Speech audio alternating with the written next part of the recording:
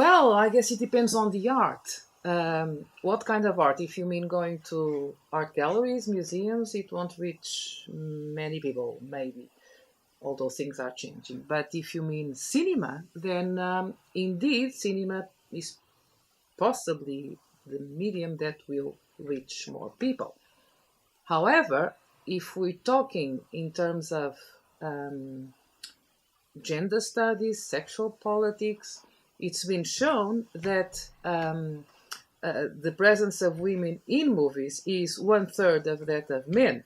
So that already tells a lot, and it does clearly contribute to the perpetuation of certain stereotypes and gender roles. Science is an interesting case, I think, because nowadays, with the popularization of science, I think it's much more visible, much more out there, and people know a lot more about it.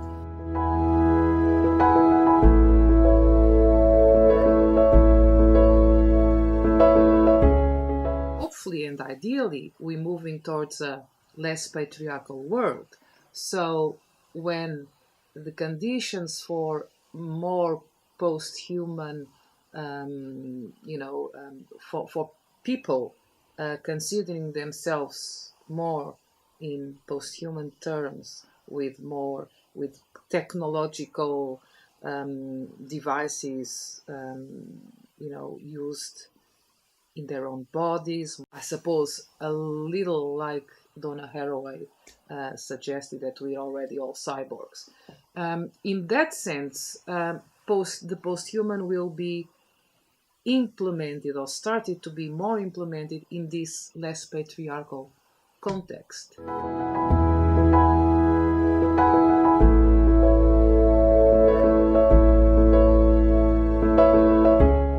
Definitely for the present, and I think we have all to be aware of the potential for utopia as also thought experiment, and what we do now and simulate for the future and speculate for the future will certainly enhance the future, change the future. So it's a call for action now.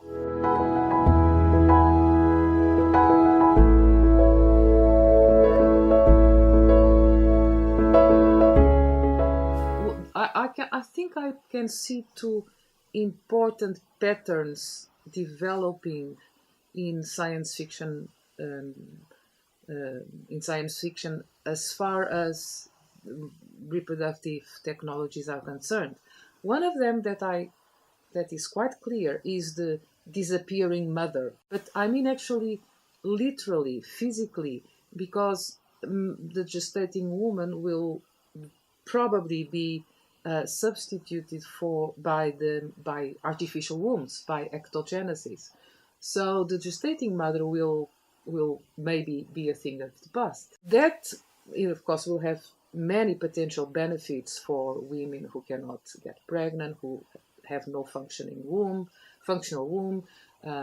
who cannot carry a pregnancy to term. So therapeutic arguments are very important. But could also the implementation of artificial wombs, could it lead to what I might call the tyranny of the artificial womb, meaning most women would then feel obliged to use that technology rather than the traditional one?